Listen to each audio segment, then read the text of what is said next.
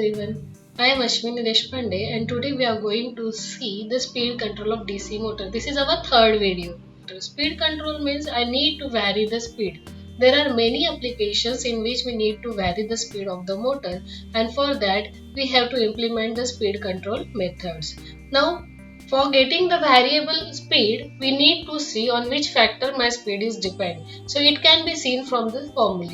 You can see on the screen the formula is there, EB is equal to 5ZNP upon 60A, in which the speed and EB is there as well as phi is there, but other parameters are the constant terms. So if I replace that constant with the help of direct proportionality sign, and if I rearrange this equation, I can get the speed is directly proportional to EB upon phi. But EB is again can be written as V minus IARA. Now V minus IARA, V is the supply voltage, IARA is the drop across the armature. So the final equation for the speed, I can see that the speed is directly proportional to V minus IARA upon flux. So I can say that there are three main methods for the speed control of the any motor, shunt or series motor. So speed is inversely proportional to the flux. So if I change the flux, I will get one of the method, that is the flux control method. If I am changing the armature voltage, then I will get the another method, armature voltage, or that method is again called as the rheostatic control method. And third one is the supply voltage control. So we will see the one by one speed control method. For shunt first we will see, and then for series. Okay. Now the speed control of shunt motor, flux control. We have seen that the flux is inversely proportional with the speed. So by any means I am changing the value of flux, then the value of speed will change inversely. How it can be done? I cannot control the flux directly, but I know that on which parameter flux is depend, it depends upon the field current. So by any means I am changing this field current. Now you remember that this is the armature winding and this is the field winding. Current flowing through this winding will create the magnetic field, and that is nothing but the flux. So if I control this current by any means, the value of flux can be controlled. So if I am inserting one resistance in series with the field, the circuit is very simple. We just have to insert one series resistance in the field series with the field winding. Okay. So suppose now this resistance is at minimum position, means zero resistance is there. There is no any resistance externally. Okay, it is as good as zero value. So if we start the motor, we are getting the normal speed. In this graph you can see I am getting the first point when the resistance is the zero. So what is the external resistance connected, it is at minimum position. So I will get the normal speed at this point. Now suppose we are going to increase gradually this resistance, what will happen? The value of field current will reduce. If field current get reduced, the value of flux get reduced. If flux is reducing, the value of speed goes on increasing, because we know that flux are inversely proportional with the speed, or the speed is inversely proportional to flux. So from this graph you can see how we are gradually increasing the field resistance connected in series with the field, the speed will goes on increasing. Now it is the above rated speed. You can see that the flux control method is the control method which controls the speed above rated speed. So it is not that safe, because it has certain limit. We cannot increase the value up to beyond some value. So there are limitations, because it will be dangerous. Normal speed is the safer speed. So beyond this we can just increase the speed for some extent. Okay. So this is the about flux control method. Next is armature or rheostatic control method. Again for the shunt motor. Shunt motor, armature winding and field winding are in parallel with each other. Now in this case we have to connect a resistance in series with the armature winding. Okay. So how our speed will vary? Again we will point it, or we will see that by changing the value of this resistance, how the speed can be varied.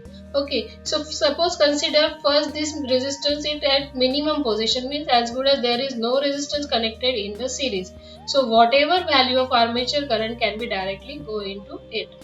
But at this point if we start the motor, I will get the speed at this point, which is the normal speed, suppose rated speed. Okay, then by increasing this resistance, what will happen? This drop will increase. Okay, the drop will increase if we are increasing this resistance. If this drop increases, ultimately armature drop will reduce, because this is the total supplied voltage V.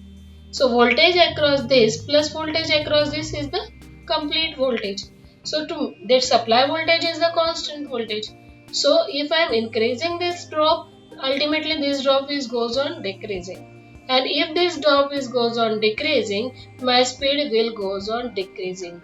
So we can say that this method of the speed control is for controlling the speed below rated speed or below normal speed. Okay. So this is the directly proportional. If I am increasing this drop will decrease. If this is decreased, speed is decreased. That shows that it is in direct proportion. Armature voltage and the speed are in direct proportion with each other. We can see this. So while explaining any method of the speed control, you must explain it with the circuit diagram and the graph if it is available. Okay. And next one is the applied voltage control. It is little bit difficult because we have to manage the various supply voltages. You can see in the diagram there are two connections given here, plus 220 and minus 220 volts. Okay, so by changing this switch we can apply the voltage 0 to 220, 0 to minus 220 or minus 220 to plus 220, whatever the changes of voltage, that voltage is get applied directly to the armature, and that field is always constant, just changing is there. So by changing the supply voltage, we have already seen that in the equation that supply voltage varies the speed directly. So if I manage to connect various points of the supply voltage, then I will get the variable speed, and it is in the direct proportion. The problem with this is that we have to manage the variable supply voltage. It gives a wide range of speed control, no doubt, and speed control in both the direction is possible with the help of this method of control. So these are the two main advantages points of it, but a disadvantage is that it is the having the huge assembly or little bit costly, because we have to manage all this circuit. Is not that easy. Okay. Now the next is the Ward-Leonard method. It is again the supply voltage control, in which you can see that motor generator set and motor is connected here. So by changing this motor generator set, we can change the value of speed. Just we are getting the supply variable supply with this generator. By changing the value of output of this generator, I can change the supply for this motor, and we know that the supply voltage and speed are directly proportional. As soon as I change the supply voltage, the speed will change. But it is very costly method. You can see that there are two motors and one generator is required for that. So Ward-Leonard method is just a method, but it is very lessly used in practical applications. Okay. Next is the speed control of the series motor. Again we have to see three methods: flux control method, armature voltage control or rheostatic control, and supply voltage control. But under the flux control method, there are the four methods. So first is the field diverter method. For all four methods under the flux control, we are going to vary the flux only. So by changing the flux, we can change the speed in inverse proportion. Okay. So one by one we will see. First is the field diverter method. This is the field and this is the armature. As it is series motor, they are in series with each other. Now we have connected a diverter in parallel with this field. Okay. So if that diverter is at minimum position, then whatever current okay, so if it is at maximum position, no current will flow because it will have high resistance. But as soon as we are going to change the value of resistance here, some part of current will flow through this. If the current flow through this, current flowing in the series field will be reduced. If this is reducing, this is the field winding or the field current that will reduce the value of flux, and if the value of flux reduces, the speed will change in the inverse proportion, used for controlling the speed above rated speed, because it is again a flux control method. Now the armature diverter. In the armature diverter, like a first method, we have to connect a resistance or the diverter across the armature winding. Okay, so if we are changing the value of this resistance, armature current will change. If armature current will change to make or to keep the torque constant. Now this is little bit tricky or little bit difficult to understand, that suppose a current flowing through this is come here, it will get divided into this. The current flowing in this branch will depend upon the value of this diverter. So if I am increasing this value, the current, if I am decreasing the value, current flowing through this will be increases. It will affect the value of IA. If IA changes to make a torque constant, we know that the torque equation is torque is directly proportional to phi into I. So if I changes to keep the torque constant, phi will balance it. So ultimately indirectly phi will change to keep the torque constant.